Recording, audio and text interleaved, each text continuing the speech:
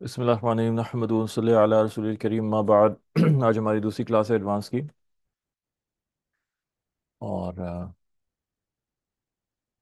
آج ہم دیکھیں گے. تو جیسے میں نے پہلے ایک دفعہ شروع کی کلاس میں عرض کیا تھا کہ ہماری ترتیب یہ ہوگی، کچھ تھوڑی سی علمی بات ہو جائے گی شروع میں، اس کے بعد کچھ قواعد ہو جائیں گے قرات کے، پھر تجوید کے، پھر اس کے بعد ہم تھوڑی سی قرات میں کروں گا، اور پھر انفرادی طور پہ سنوں گا انشاءاللہ.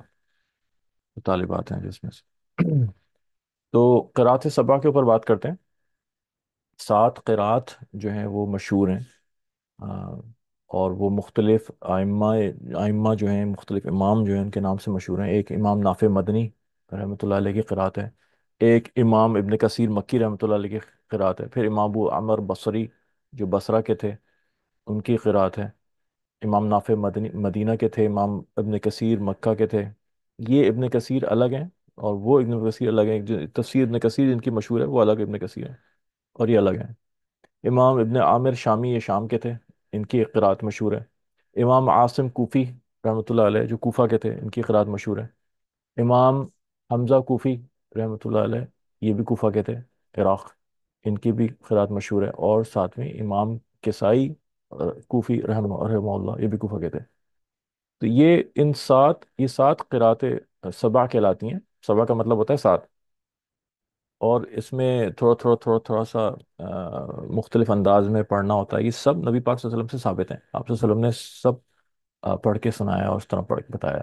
ان کو امام ابو بکر ابن مجاہد رحمۃ اللہ علیہ جو بہت بڑے اماموں میں سے تھے تجوید کے اور قرات کے، انہوں نے مرتب کیا، ان کو جمع کیا اور مرتب کیا. اس وقت بہت ساری قرات چل رہی تھیں، اور یہ تقریباً سمجھیں سن یہ تیسری صدی کے آخر میں اور چوتھی صدی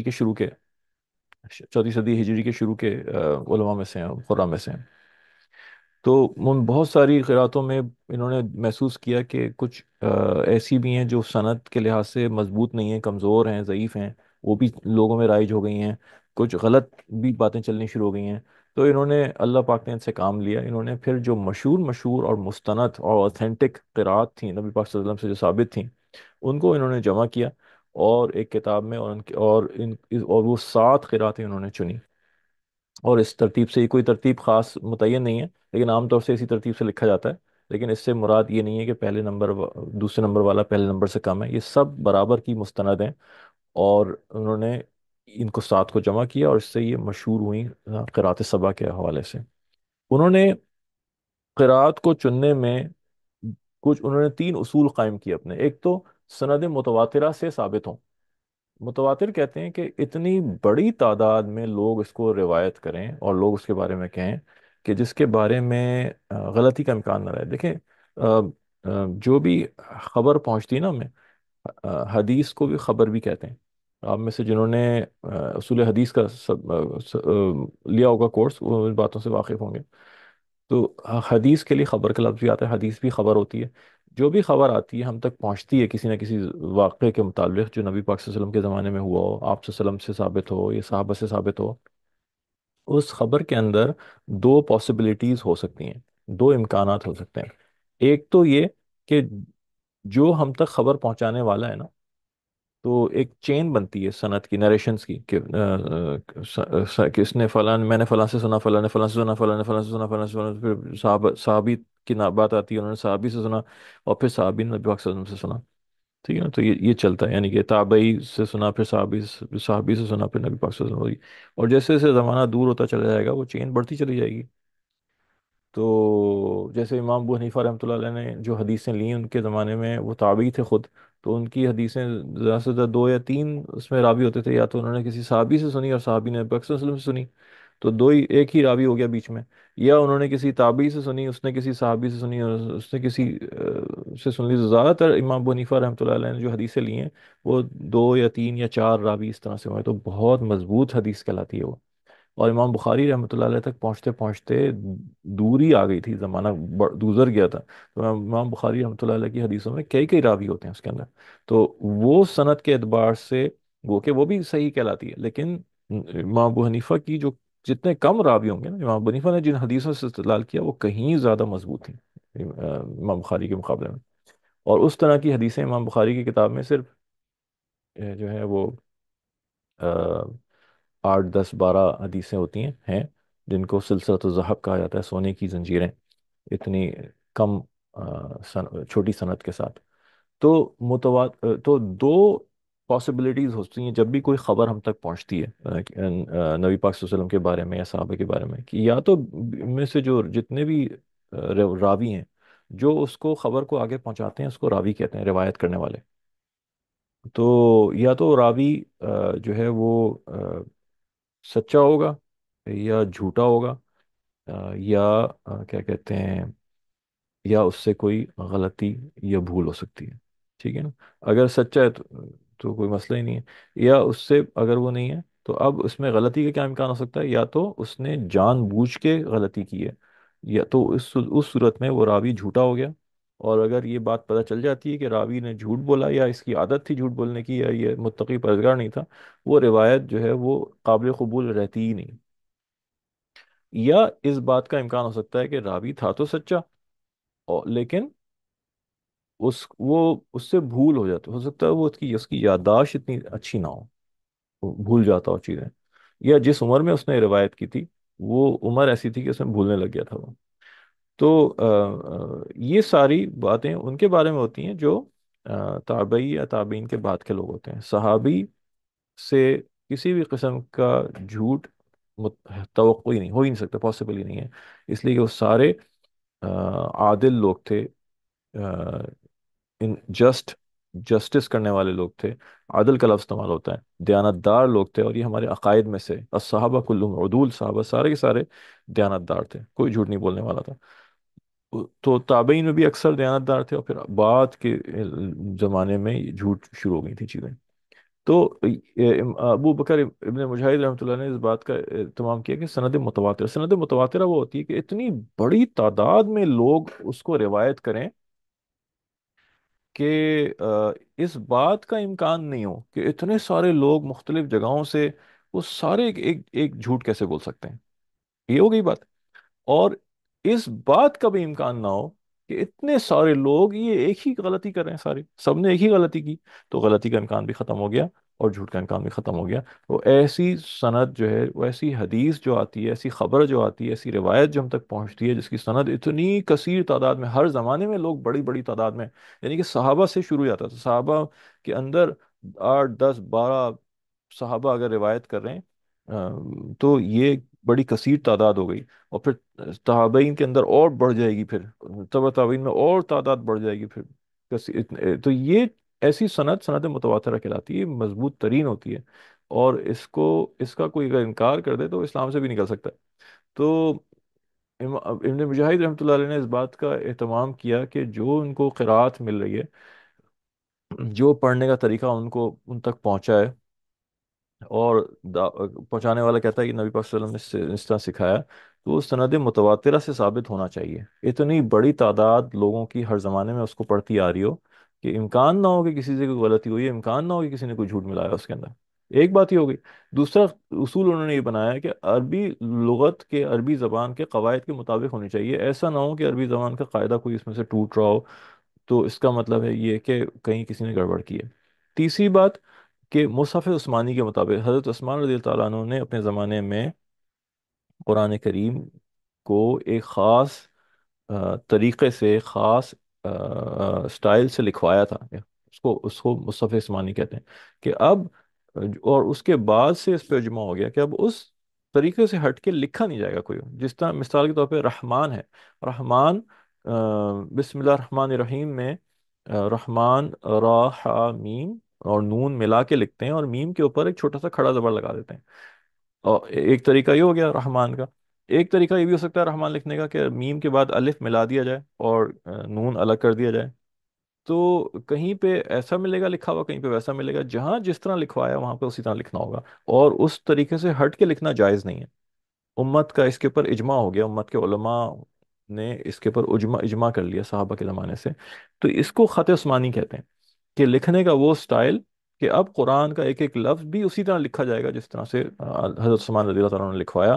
ہم اس میں بھی تبدیلی برداشت نہیں کریں گے، اس کے خلاف بھی نہیں جا سکتے. اجماع جب ہو جائے، کنسنسس جب ہو جائے، بڑے بڑے علماء کسی زمانے میں سب متفق ہو جائیں گے کسی ایک بات کے اوپر، اب اس کو اجماع کہتے ہیں. اس اجماع سے ہٹنا جائز نہیں ہے امت کے لیے، لوگوں کے لیے. تو اس کو وہ روایت جو پڑھی جا رہی ہے یا وہ قرات جو پڑھی جا رہی ہے مصحف عثمانی کے مطابق ہو، وہاں مصحف عثمانی کھول کے اگر اس میں سے پڑھیں تو اس کی کوئی وائلیشن نہ ہو رہی ہے، اس میں اس کے ساتھ کنسسٹنٹ ہونی چاہیے وہ. تو یہ تین انہوں نے اصول بنائے، اور اس تین اصول پہ انہوں کو یہ 7 قرات، پھر اس میں انہوں نے جو مقبول ترین تھیں ان قرات کو جمع کر لیا 7. اور یہاں سے یہ مشہور ہوئی، اور یہاں سے یہ ٹرم نکلی قرات سبع، 7 قراتیں. اور ان قراتوں میں فرق بھی ہوتا ہے، اور وہ بھی ہم تھوڑا سا بتائیں گے. پھر اس کے بعد امام مجاہد رحمۃ اللہ علیہ تھے تقریباً 14 چوتھی صدی ہجری کے شروع کے طبقے میں سے تھے، تیسری صدی کے آخر اور چوتھی کے شروع میں. تو یہ ان کی پیدائش اور ان کا وفات. پھر اس کے بعد تقریباً آ،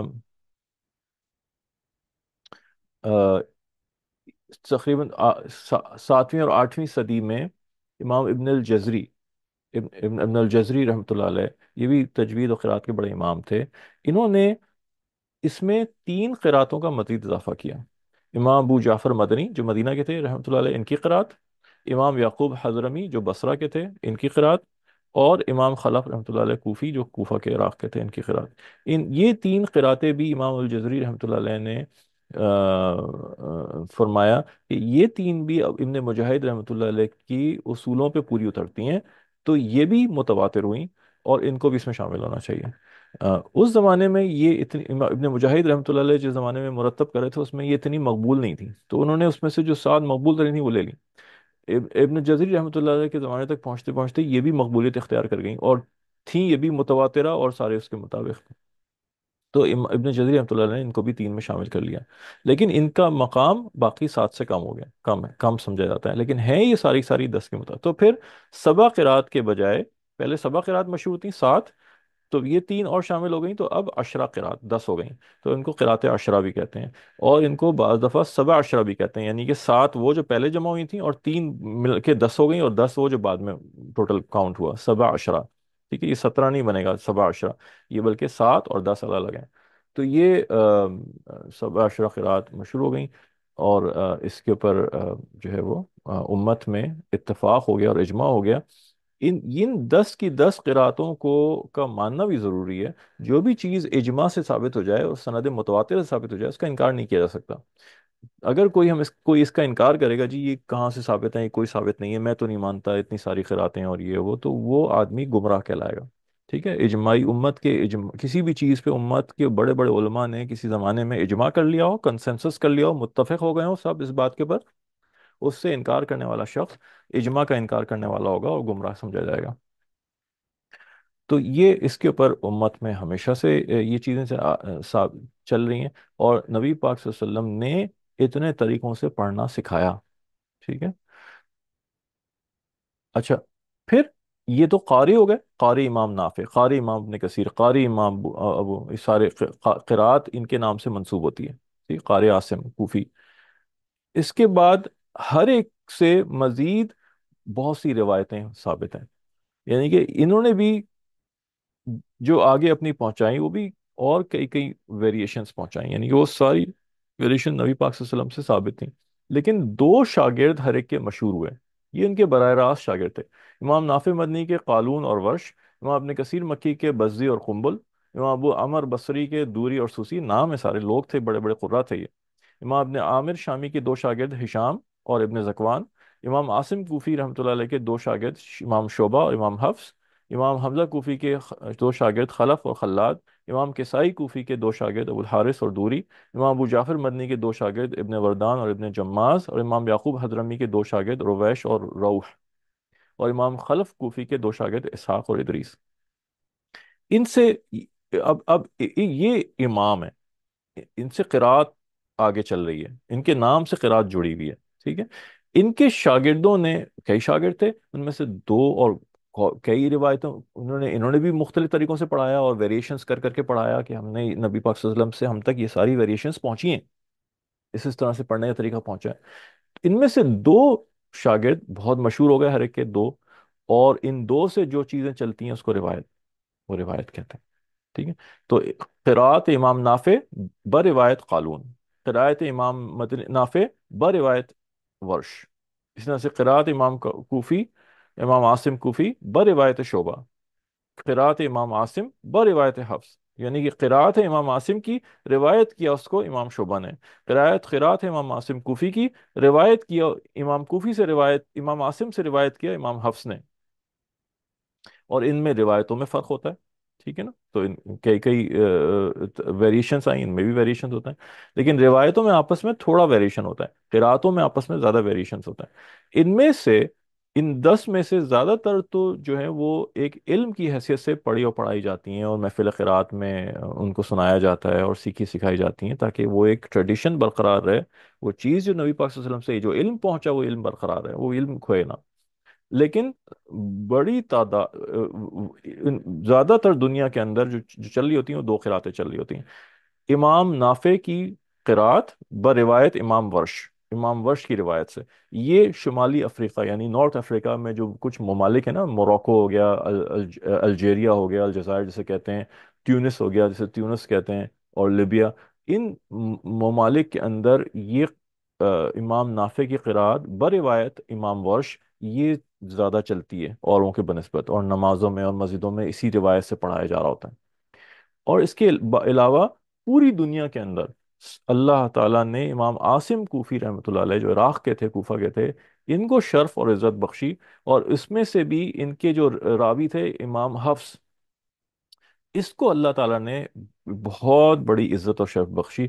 پوری دنیا میں ان کی قرات اور اس روایت امام حفص کی روایت سے پڑھائی جاتی ہے. یہ گلوبل سٹینڈرڈ بن گئی ہے. تو کوفہ کو جو عراق کا شہر تھا، اور اس زمانے میں یہ علم کا مرکز تھا. اب تو مرکز نہیں ہے، اب تو وہاں پہ شیعیت چل رہی ہوتی ہے، اب تو گمراہی وہاں پہ پھیلی ہوئی ہے.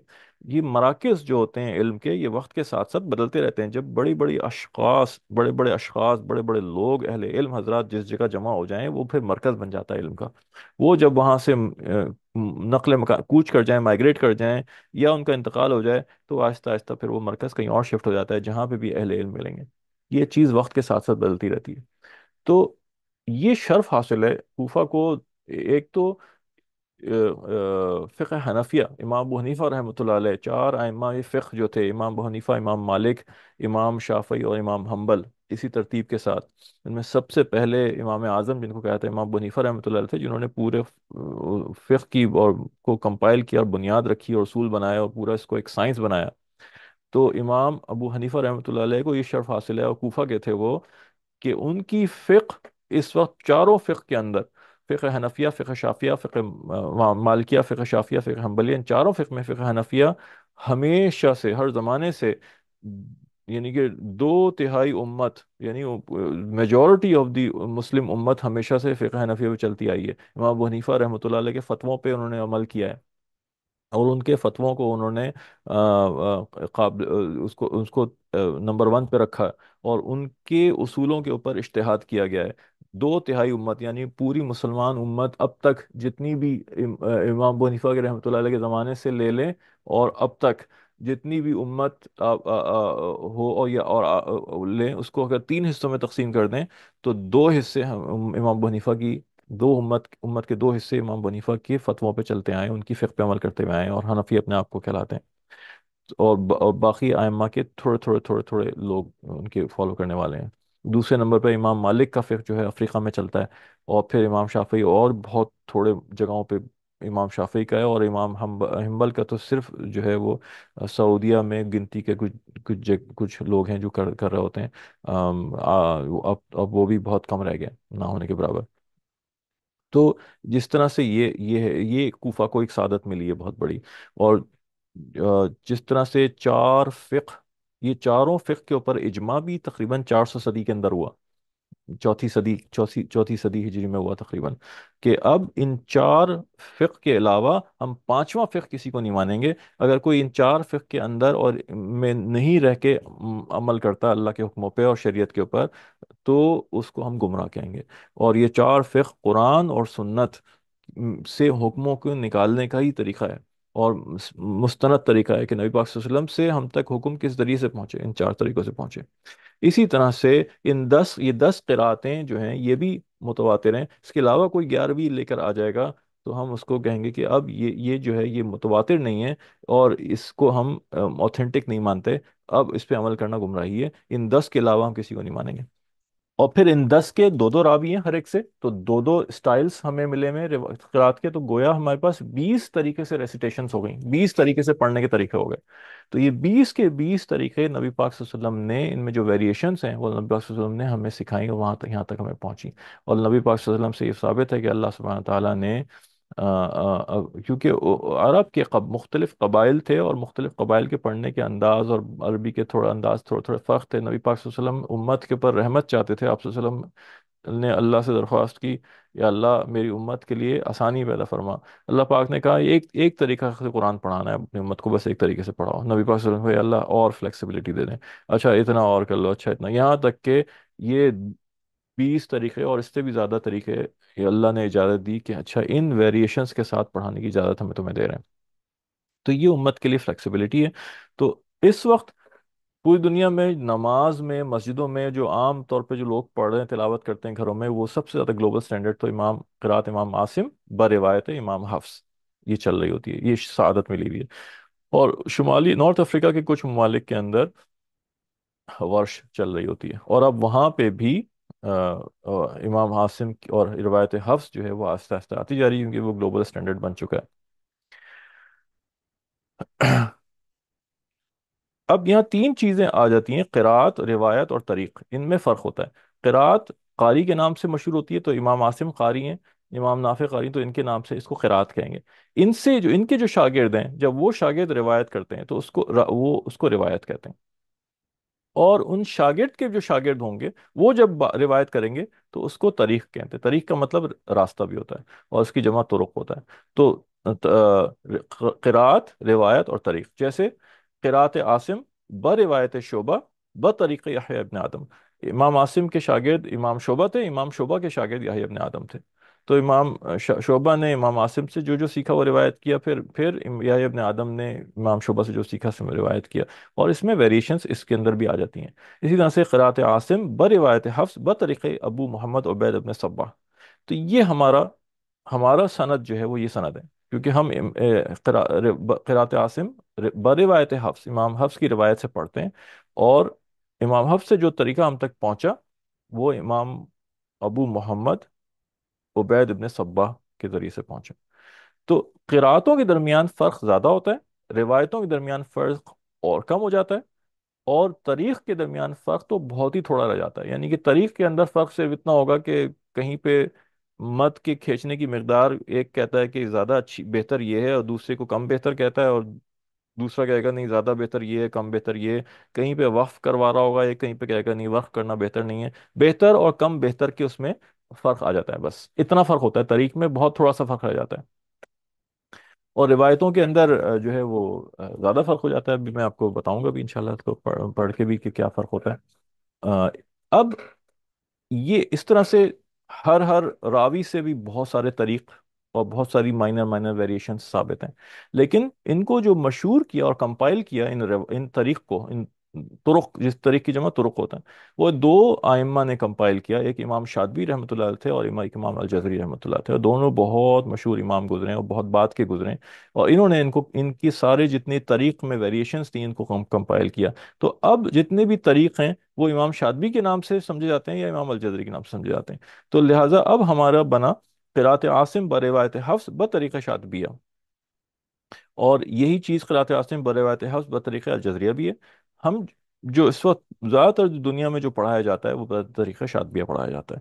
تو یہ ہماری اب پوری ایک طرح سے سند بن گئی کہ ہم کون سی قرات کرتے ہیں۔ ہم قرات عاصم کرتے ہیں روایت، جو روایت کی امام حفص نے، اور جو شاطبیہ طریقے سے ہم تک پہنچی۔ تو یہ وہ ہماری ویریشنز اس کے اندر آ گئی، ٹھیک۔ اچھا جی، اب دیکھ لیتے ہیں کہ قرات، تو میں نے اللہ کے فضل سے مجھے جو سندیں حاصل ہیں وہ ان دونوں کی سندیں حاصل ہیں. قرات امام عاصم کوفی رحمۃ اللہ علیہ کی پوری قرات کی سند مجھے ملی ہوئی ہے، روایت شعبہ بھی ملی ہوئی ہے اور روایت حفص ملی ہوئی ہے، اور ان طرق کے ساتھ ملی ہوئی ہے. ٹھیک ہے. اور یہ دونوں شاطبیہ، امام شاطبیہ کے انڈر آ جاتے ہیں. امام شاطبیہ نے ان کو کمپائل کیا.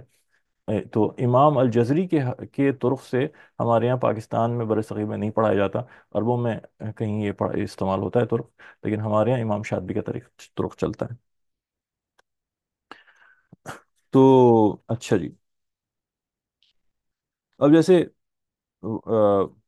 ایک صورت میں پڑھتا ہوں، اور میں اس میں ہے قرات عاصم، لیکن روایت شعبہ اور روایت حفص میں فرق بتانے کے لیے اس کو آ، ہم دیکھتے ہیں انشاءاللہ.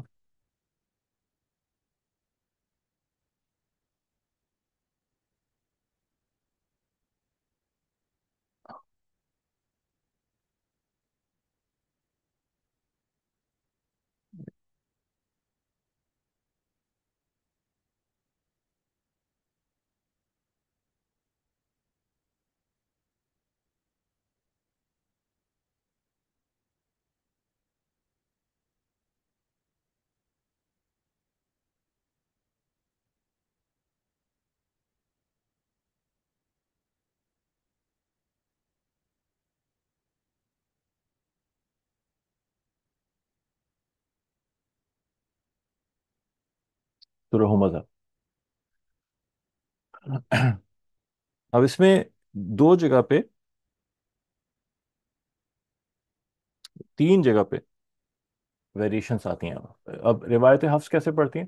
اعوذ باللہ من الشیطان الرجیم، بسم اللہ الرحمن الرحیم، ویل لکل ہمزۃ لمزہ الذی جمع مالا وعددہ يحسب أن ماله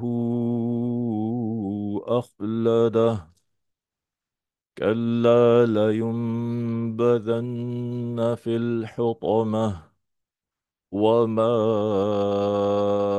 أدراك ما الحطمة نار الله الموقدة التي تطلع على الأفئدة إنها عليهم مؤصدة في عمد ممددة. اب یہ روایت حفظ جس طریقے سے ہم سب لوگ عادی ہیں پڑھنے کے، اور جس طریقے سے یہ مصحف، مصحف کا مطلب ہوتا ہے نسخہ، کاپی. قرآن کا یہ مصحف، قرآن کی یہ کاپی جس طرح سے لکھی گئی ہے، روایت حفظ کے حساب سے لکھی گئی ہے. اب اسی کو روایت شعبہ ہے امام عاصم کی قراتی، لیکن روایت شعبہ کے امام شعبہ نے جو روایت کیا، انہوں نے کس طرح روایت کیا، وہ تین جگہ پہ فرق آئے گا. ادراکہ میں فرق آئے گا، ٹھیک ہے، صدم میں فرق آئے گا، اور آمد میں فرق آئے گا. ان تین الفاظ کے پڑھنے کے طریقے بدل جائیں گے. اس کو دیکھ سنیے آپ. اعوذ باللہ من الشیطان الرجیم، بسم اللہ الرحمن الرحیم، ویل لکل ہمزۃ لمزہ الذي جمع مالا وعدده يحسب أن ماله أخلده كلا لينبذن في الحطمة وما أدريك ما الحطمة وما أدريك ما الحطمة نار الله الموقدة التي تطلع على الأفئدة إنها عليهم موصدة إنها عليهم موصدة في عمد ممددة في عمد ممددة. دیکھا آپ نے، حفظ میں پڑھا جائے گا وما ادراک ما الحطمہ، اور شبہ میں پڑھا جائے گا وما ادریک ما الحطمہ. ٹھیک ہے. تو یہ کہلاتا ہے امالہ، اس میں پڑھنے کا سٹائل چینج ہو جاتا ہے۔ اسی طرح سے مصدہ، یہ حمزہ سکون کے ساتھ جب بھی ہوتی ہے تو اس کو حفص میں جھٹکے کے ساتھ پڑھیں گے۔ امام شعبہ نے اس کو اس طرح بتایا کہ ہم اس کو جھٹکا نہیں دیں گے، اس کو ہم واو ساکن پڑھیں گے، بلکہ حمزہ نہیں لی جائے گی یہاں پہ۔ انہا علیہم مؤصدہ، انہا علیہم موصدہ، موصدہ، یہاں پہ امام شعبہ نے کہا کہ یہاں حمزہ نہیں ہوگی۔ فی عمد ممددہ، فی عمد ممددہ۔ تو اس طرح سے مختلف جگہ پہ آ، مختلف فرق ہیں، اور یہ روایت کا فرق ہے اور تاریخ کا فرق اور بہت معمولی سا رہ جاتا ہے، بالکل صرف کیا زیادہ پسندیدہ ہے کیا زیادہ پسندیدہ نہیں ہے۔ ایک وقت میں اگر آپ تلاوت کر رہے ہیں اپنی یا نماز میں پڑھ رہے ہیں تو ایک ہی قرات اور ایک ہی روایت اور ایک ہی طریقے سے پڑھنے کی اجازت ہے، آپس میں مکس اینڈ میچ کر کے پڑھنے کی اجازت نہیں ہے، یہ غلط کہلائے گا۔ لیکن جب محفل قرات چل رہی ہوتی ہے تو اس میں خوبصورتی کے لیے اس میں کئی کئی روایتوں سے پڑھ پڑھ کے سنا رہے ہوتے ہیں، یہ اس کا اسٹائل ہے محفل قرات کا، اس میں اجازت ہے، اس کے لیے جائز ہے۔ لیکن نماز پڑھ رہے ہوں یا اپنی قرات اور تلاوت چل رہی ہو آپ کی، اس کے اندر آپ کو ایک ہی قاری ہونا چاہیے، ایک وقت میں ایک ہی راوی ہونا چاہیے اور ایک ہی طریق ہونا چاہیے۔ تو ہم اس کے لیے مختلف روایتوں سے اور مختلف طرق سے پڑھنے کے لیے، مختلف قرآت سے پڑھنے کے لیے اس سے کسی استاد کے ساتھ سیکھنا پڑتی ہیں، اس کی اجازت ملنی ضروری ہوتی ہے۔ جب تک اجازت نہیں ملے ہم اس کو جائز نہیں سمجھتے کہ لوگ پڑھیں، کیونکہ پھر وہ غلطیاں کریں گے اور قرآن قرآن کچھ کا کچھ بن جائے گا۔ تو لہٰذا یہ چیزیں سند کے ساتھ اور اجازت کے ساتھ ہوتی ہیں۔ تو یہ مجھے دو روایتوں کی اجازت ہے، میں دو ہی سے پڑھتا ہوں، یعنی امام عاصم کوفی رحمۃ اللہ علیہ کی قرات، ایک قرات کی بھی ہے، اس کی دونوں روایتیں کی ہوئی ہیں، اور باقیوں کی میں نے چونکہ کی نہیں ہے تو اس کی اجازت نہیں ہے، اس کی طرح اس کے لیے میں نہیں پڑھ سکتا، اس کی اجازت نہیں ہے پڑھنے کی۔ جب ہم انشاءاللہ وہ کر لیں گے تو وہ بھی چل رہی ہے ہماری انشاءاللہ اس استاد کے ساتھ، تو پھر اس کی اجازت جب مل جائے گی تو پھر اس سے بھی پڑھنا ہمارے لیے اجازت ہوگی، جائز ہوگا۔ تو یہ آپ کو سمجھانے کے لیے ایک بات بتائیے، آپ کے لیے صرف اور صرف امام عاصم کی قرات بروایت حفص جو طریقہ شاطبیہ جو کہ اسٹینڈرڈ ہے، پوری گلوبل اسٹینڈرڈ ہے، اس طریقے سے وہ پڑھایا جائے گا اور آپ پڑھیں گے اس طرح۔ اچھا جی، اب تھوڑی سی قرات کر لیتے ہیں۔ ابھی نیا اصول ہم تجوید کا نہیں کریں گے، بلکہ جو پرانے اصولوں میں بھی غلطیاں آپ کی ہوں گی تھوڑا سا کر کے اس کے بعد میں ایک آدھ کا سن لوں گا، اتنا وقت تو نہیں ہے کہ میں سب کا سن سکوں ابھی، لیکن جو بڑی بڑی غلطیاں ابھی ابھی میں نے جو سننا شروع کیا اس کے اندر ہمیں مل رہی ہیں، وہ اعوذ باللہ و بسم اللہ کے اندر ہی مل رہی ہیں۔ اعوذ باللہ من الشیطان الرجیم، را کے پر کرنے میں بہت بڑی بڑی غلطیاں مل رہی ہوتی ہیں، ٹھیک ہے؟ تو را خاص طور پہ را کی دو سٹیٹس ہوتی ہیں، دو حالتیں ہوتی ہیں، یا تو را کے اوپر کوئی نہ کوئی حرکت لگی ہوگی، حرکت کا مطلب ہے زیر زبر یا پیش، یا را ساکنہ ہوگی، سکون ہوگا، سکون کا مطلب ہے اس کے اوپر جزم بنا ہوا ہے۔ تو دو سٹیٹس کسی بھی لیٹر کی، کسی بھی حرف کی، یہ دو ہی سٹیٹس ہوتی ہیں، یا تو اس کے اوپر کوئی نہ کوئی حرکت ہوگی، زیر زبر پیش، یا دو زیر دو زبر دو پیش، یا وہ اس کے اوپر کوئی حرکت نہیں ہوگی، وہ سکون ہوگا اس کے اوپر، حرکت کی اپوزٹ جو ہوتا ہے سکون ہوتا ہے۔ تو سکون کی علامت جو ہوتی ہے وہ جزم بنا ہوتا ہے، یہ جیسے الذی کی یا کے اوپر ایک یہ جو نشان بنا ہوا ہے اور بسم اللہ کی سین پہ بنا ہوا ہے، اسے جزم کہتے ہیں۔ اور جزم اس بات کی علامت ہے کہ یہ حرف اس میں حرکت ہی نہیں ہے تو پڑھا ہی نہیں جا سکتا، یہ اپنی پڑھنے کے لیے اپنے سے پیچھے والے حرف کا، حرکت والے حرف کا محتاج ہے۔ انگلش میں آپ لوگوں نے سب نے کسی نہ کسی درجے میں انگلش تو پڑھی ہوگی، اس کے اندر دو حروف ہوتے ہیں، ایک ہوتا ہے واؤل اور ایک ہوتا ہے کانسوننٹ۔ تو واؤل جو ہوتے ہیں وہ اے ای آئی او یو ہوتے ہیں، اور باقی جتنے حروف ہوتے ہیں وہ کانسوننٹ ہوتے ہیں، ٹھیک ہے؟ تو حرف لفظ میں آواز نکالنے میں واؤل کی ضرورت پڑتی ہے، واؤل کے بغیر نکل نہیں سکتی آواز۔ مثال کے طور پہ کیٹ ہے، CAT کیٹ، اب اس کے اندر اے جو ہے واؤل ہے، اگر میں اے ہٹا دوں تو CT بچ جائے گا، اور سی اور ٹی کی آواز نکل نہیں سکتی، کیا نکلے گی؟ کٹ کٹ، کیا نکلے گی؟ تو اے کے لگانے سے آواز بن جائے گی کیٹ، کیونکہ اے کی آواز، اے واؤل کی آواز ہوتی ہے، اور جو کانسننٹ ہوتا ہے اس کی کوئی آواز نہیں ہوتی۔ عربی، اچھا انگلش کے اندر جو واؤلس ہوتے ہیں وہ واؤلس انگلش الفابیٹس کا حصہ ہوتے ہیں، اے ای آئی او یو الفابیٹس بھی ہیں اور اے ای آئی یو واولس بھی ہیں. عربی کے اندر واولس جو ہوتے ہیں وہ الفابیٹ کا حصہ نہیں ہے، اور واولس جو ہوتے ہیں وہ سمبلز ہیں، نشانات ہیں. تو زیر زبر پیش جو ہیں عربی کے اندر یہ واولس کا کام دیتے ہیں، اور یہ ظاہر ہے ایک نشانات ہیں جو عربی کے حروف تہجی کا حصہ نہیں ہے. یہ فرق ہے عربی کے اندر اور انگلش کے اندر. تو اس سے لفظ بدل جاتا ہے پورا پورا. زیر زبر پیش کی صحیح صحیح ہونا چاہیے. قرآن چونکہ آ، ایسی کتاب ہے جو ہر آدمی کو پڑھنی ہوتی ہے، ہر مسلمان کے لیے پڑھنا ایک ضروری ہوتی ہے. لہٰذا قرآن میں یہ بات طے ہو چکی ہے اور اس بات پہ اجماع ہو سکا ہے کہ جب بھی قرآن چھپے گا ہمیشہ سارے زیر زبر پیش کے ساتھ چھپے گا. اور یہاں تک کہ عرب بھی اس کو صحیح نہیں پڑھ سکتے جب تک کہ زیر زبر پیش نہیں لگے. کیوں؟ اس لیے کہ اس میں بہت سارے وہ الفاظ ہیں جو اب عرب استعمال ہی نہیں کرتے. عربوں نے بھی اپنی زبان کو بگاڑ کے خراب کر دیا، جیسے ہم نے اپنی اردو کے ساتھ بہت برا حشر کیا اور اس کے اندر ہم نے انگریزی کے الفاظ ڈال دیے، اور اردو بالکل اب ختم ہو گئی. تقریباً ایک نئی زبان بن گئی ہے ہماری، جسے ہم اردش کہہ سکتے ہیں، اردو اور انگلش کا ملاپ. تو اسی طرح سے عربوں نے بھی بہت برا حشر کیا اپنی زبان کے ساتھ. جس علاقے میں جہاں جس قوم کے ساتھ ان کا رہنا ہوا اس کے الفاظ ڈال دیے.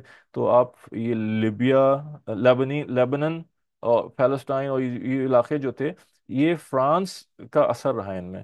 تو آپ لیبنیز عربک جو دیکھیں گے اس میں انہوں نے فرینچ کے الفاظ ڈال دیے، اس عربی کے اندر ڈال دی. اور عجیب انہوں نے ایک حال کیا ہے، اور یہ تقریباً ہر جگہ کی عربی الگ الگ بن چکی ہے اب. اور یہ الفاظ کلاسیکل اور پرانے ہو چکے ہیں جو عرب بھی اکثر نہیں سمجھ سکتے، ایک بڑی تعداد ان کی. تو لہٰذا ان کو بھی پڑھنے کے لیے زیر زبر پیش کی ضرورت ہے. تو قرآن کا نسخہ کوئی اس کے بغیر چھپ نہیں سکتا اب. لیکن باقی کتابیں جو عربی میں چھپتی ہیں وہ بغیر اس کے چھپتی ہیں. تو واولس جو ہیں وہ الفابیٹس کا حصہ نہیں ہے، ان کو پڑھنا ضروری ہے. اچھا. تو رو کے اوپر جزم جب ہوگا تو رو اب پڑھی نہیں جا سکتی کیونکہ اس کے اوپر حرکت ہی نہیں ہے، کوئی واول ہی نہیں لگا ہوا، تو آواز نکل ہی نہیں سکتی جب تک کہ اب وہ پیچھے والے کے ساتھ ملا کے اس کی آواز نکلے گی جو پیچھے حرکت والا حرف ہے. ٹھیک ہے. تو یہاں پہ جو بھی آ رہا ہے اعوذ باللہ من الشیطان الرجیم، اس میں جو را آ رہا ہے یہ را حرکت والا ہے. را پہ جب زبر اور پیش ہوگا ہمیشہ ہمیشہ ہمیشہ وہ را موٹی پڑی جائے گی. ٹھیک ہے. اور را پہ جب زیر لگا ہوا ہوگا ہمیشہ ہمیشہ ہمیشہ وہ را پتلی پڑی جائے گی.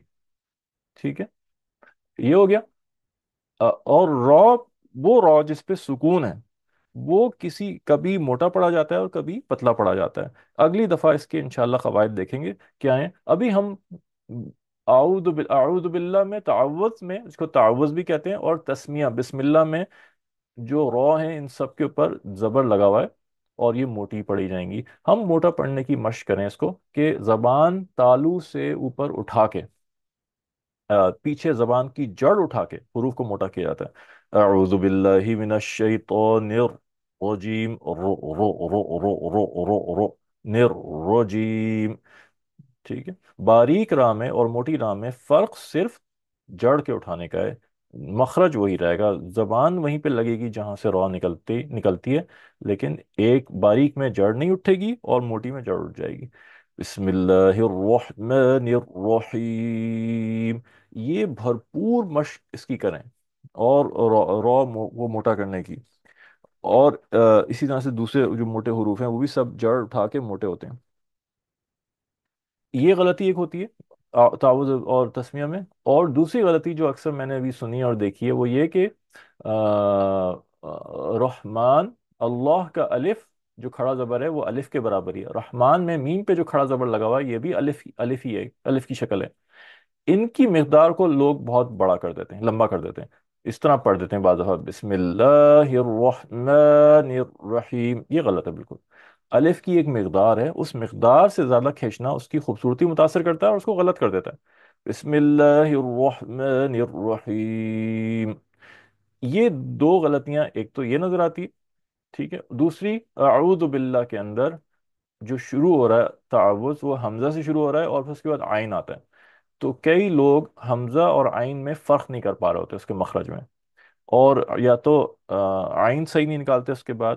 اور یہ دونوں حروف حروف حلقیہ میں سے ہیں، اور یہ ساتھ ساتھ ہیں، یعنی کہ ایک حمزہ نکلتا ہے گلے کے نیچے نیچے کے حصے سے اور جو سینے کے قریب ہے، اور عین نکلتا ہے گلے کے درمیانی حصے سے، اور یہ مسلس کے کانٹریکٹ کرنے سے نکلتا ہے۔ اس میں زبان نہیں استعمال ہوتی، اس میں ہونٹ نہیں استعمال ہوتے ہیں۔ تو ان میں فرق کرنا آواز میں بہت ضروری ہے، جیسے اعوذ، اعوذ، اعوذ، اعو، اعو، اعو، اعو، ٹھیک ہے؟ اس کی مشق کرنا بہت ضروری ہے۔ تو یہ اس کی ہم اس کے اوپر آپ توجہ دیں گے، ٹھیک ہے؟ اعوذ باللہ من الشیطان الرجیم، بسم اللہ الرحمن الرحیم، اعوذ باللہ من الشیطان الرجیم۔ شین کو آواز کو پھیلانا ہے، شین کی آواز اش، منش، اچھی طرح سے واضح پھیل کر آئے آواز۔ یہی طریقہ سین کا بھی ہوگا، بس سیٹی کی سی آواز نکلے گی اور صاف نکلے گی، بسم اللہ، اعوذ باللہ من الشیطان الرجیم۔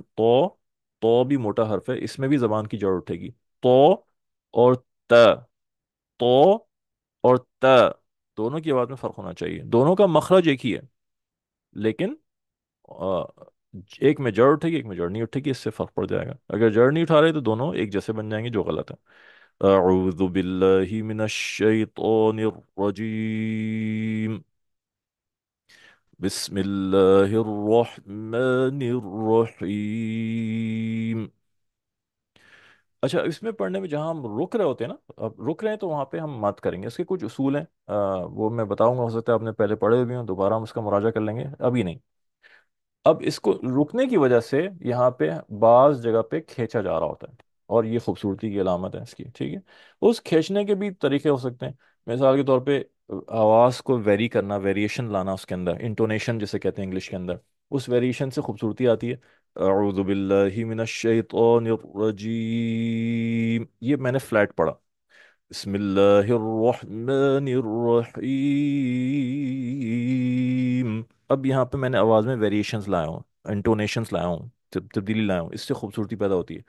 اعوذ باللہ من الشیطان الرجیم، بسم اللہ الرحمن الرحیم۔ لیکن یہ ایڈوانس چیزوں میں سے جو ابھی آپ نہیں کریں گے، کیونکہ اس کے لیے اس سے پہلے زیادہ ضروری چیز ہے کہ آپ کا فوکس ہو تجوید کی غلطیاں ٹھیک کرنے میں، قواعد کی غلطیاں ٹھیک کرنے میں، مخارج کی غلطیاں ٹھیک کرنے میں۔ وہ اگر ٹھیک نہ ہو اور ہم اس پہ لگ جائیں کہ آواز کو کس طرح خوبصورتی سے ادھر آگے پیچھے اوپر نیچے کریں، اس میں تو ہم ایک ایسی چیز کے پیچھے لگ گئے ہیں جس کی ثانوی حیثیت ہے، سیکنڈری حیثیت ہے، پرائیورٹی نہیں ہے، ترجیح نہیں ہے اس کو۔ تو یہ صرف خوبصورتی میں اضافہ کرتی ہے، اور اس کے لیے پھر مشق چاہیے ہوتی ہے بہت۔ تو سب سے پہلا فوکس آپ کا ہونا چاہیے قواعد صحیح یاد ہوں آپ کو، تجوید کی غلطیاں نہ ہوں، اور مخارج صحیح ادا ہونے لگیں، یہ دو چیزیں ہو جائیں۔ تھرڈ نمبر پہ جو آپ کا فوکس اور آپ کی محنت لگنی چاہیے، وہ ہونا چاہیے کہ آواز کو اچھا بنائیں، گلے کو کھولیں۔ اس کے لیے چیخ چیخ کے تلاوت اور قرات اور مشق ہونی چاہیے، کمرہ بند کر کے بیٹھ جائیں، کسی ایسے وقت پہ بیٹھ جائیں کہ لوگ ڈسٹرب نہ ہو، اور چیخ چیخ کے گلا درد کرے گا، آواز عجیب سی ہو جائے گی، یہ سارے فیس سے گزرنا پڑے گا۔ تھوڑے دن درد کرے گا، پھر ٹھیک ہو جائے گا، آہستہ آہستہ گلے کی استعداد بڑھتی چلی جائے گی، والیوم بڑھتی چلی جائے گی، طاقت بڑھتی چلی جائے گی۔ قرات، اچھی قرات اس وقت ہوتی ہے جب پوری انرجی لگا کے حروف نکالا جائے۔ آپ مشہور مشہور قرآ کو سنیں، قاری عبد الباسط جو ہے میرے پسندیدہ قرآ میں سے ہیں، ان کا آپ دیکھیں کہ جب وہ پڑھتے ہیں تو کتنی ایک ایک لیٹر کے اوپر، ایک ایک حرف کے اوپر کتنی انرجی لگا رہے ہوتے ہیں، اس سے اس کی ادائیگی میں خوبصورتی آتی ہے۔ تو یہ چیز، پھر گلے کو کھولنا، پھر آواز کو جمانا، آواز کو سٹیبل کرنا۔ ابتدا میں بگنر جو ہوتا ہے اس کی آواز میں جماؤ نہیں ہوتا، ٹھہراؤ نہیں ہوتا، جب وہ کھینچتا ہے یا کھینچتی ہے اس کو، تو آواز آگے پیچھے ہل رہی ہوتی ہے، عجیب عجیب سر بنا رہی ہوتی ہے، اور کبھی کیسی نکل رہی ہے، کبھی کیسی نکل رہی ہے۔ تو آواز میں ٹھہراؤ لانا، اس کی مشق ہونی چاہیے، اور پھر آخری درجے میں آ کے پھر یہ ویریشنس کی مشق ہوتی ہے، تو ہم اس طرح کریں گے۔ تو ابھی آپ لوگ ویریشنس نہیں لائیں گے اس طرح مد میں، ٹھیک ہے؟ بلکہ آپ فلیٹ پڑھیں گے اس کو، اعوذ باللہ من الشیطان الرجیم۔ اب میں نے فلیٹ پڑھا، اور اس پوری جیم میں میری آواز کہیں لرزی نہیں ہے، ٹھیک ہے نا؟ اس کو کہتے ہیں آواز کا جماؤ۔ یہ قابو آواز میں لانا ہے. بسم اللہ الرحمن الرحیم. ٹھیک ہے. وَهُوَ الْعَزِيزُ الْغَفُورُ. اب میں نے فلیٹ پڑھا لیکن جماؤں کے ساتھ پڑھا. آپ کو اس کی مشق کرنی ہے. اس کو ویریشن کے ساتھ بھی پڑھ سکتے ہیں. وَهُوَ الْعَزِيزُ الْغَفُورُ. اب اس میں ویریشن کے بھی کئی سٹائلز ہوتے ہیں. شروع میں ویری کرنا، آگے جا کے فلیٹ کر دینا، پھر شروع میں فلیٹ رکھنا، آخر میں ویریشن لانا، شروع اور آخر میں فلیٹ رکھنا اور بیچ میں ویریشن لانا، اور وغیرہ وغیرہ وغیرہ. ان سب چیزوں میں آپ کو ابھی نہیں پڑھنا. میں نے صرف آپ کو اگزامپل کے طور پہ پڑھا کے بتایا ہے. لیکن آپ فلیٹ سے مشق کریں گے. اعوذ باللہ من الشیطان الرجیم. بسم اللہ الرحمن الرحیم. یہ بالکل ایسے آپ کو پرفیکشن کے ساتھ مشق کرنی ہے اس کی.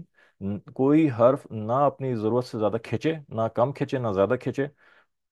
پراپر مخارج سے ادا ہو. یہ ہم اس کے اوپر اب تھوڑا تھوڑا تھوڑا سا سب سے بھی سن لیتے ہیں. یہاں پہ آج کا سیشن ہم روکتے ہیں.